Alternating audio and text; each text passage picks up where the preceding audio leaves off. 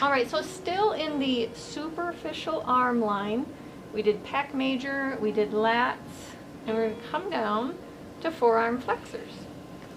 The muscle test for forearm flexors will be, as always with all muscle testing, you put the joint into mid-range of motion. So Donna, hold your hand here. I'm going to apply some pressure. Don't let me move you. And then I would test the other hand to compare. Same thing, mid-range. Don't let me move you. Nice, thank you. That arm can relax. And this arm can too. So our techniques for forearm flexors are just cross fiber at the wrist and medial condyle of the humerus. So that's that bony part in the middle. And even if you want to have them contract and relax, you'll be able to feel it at that medial condyle. So make a fist and relax and repeat a few times. Yep, I definitely feel that. All right, relax. So when you're doing cross fiber at the wrist, try to avoid those veins and arteries. So I'm going to avoid that crease and do my cross fiber just below that crease. Then I'm not pressing on the veins and arteries. Any tenderness here? Yes. So with the attachment cross fiber treatment, if there's tenderness, you can do that a little bit longer. And make sure you get the entire base of the palm there. And then I'll do the upper attachment. So although you can't see it on the camera, I am using my thumb doing cross fiber at that medial condyle. I'm supporting the client arm so she doesn't have to hold it any which way. And most condyles are going to be a size that you can do a few places. It's not huge, but you can do it all the way around. And then relax here. Good.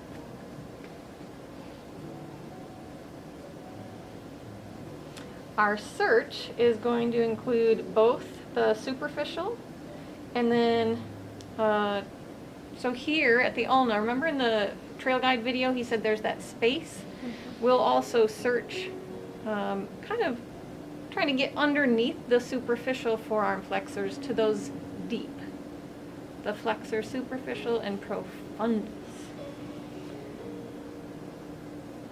Just be very aware of veins and arteries here.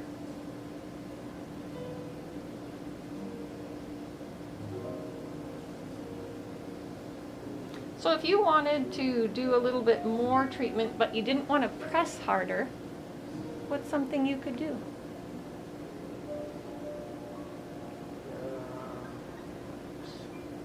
Do you know? Ring? Oh yeah, certainly you could do this. That's not trigger point therapy though. You can do passive engagement. So I'm moving her flexors in and out of a shortened position. And then, oh, is that tender right there? Oh, yeah. That is a perfect example of a trigger point, right? It's like a, not a P, a little smaller than a P. All right, Gail, take note. Right there is where you need to work. Right next to the tattoo, got it. Yep. But beyond passive engagement, what's the next level of intensity? Active. Active Yep. engagement. So that movement we were just doing, can you do that on your own?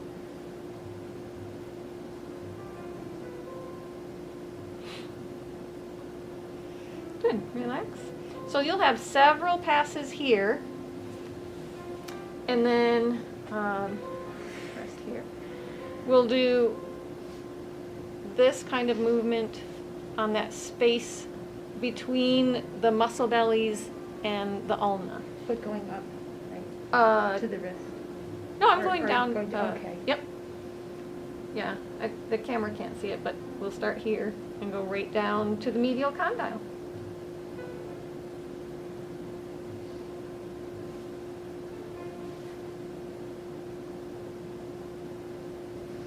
And then the stretch is here.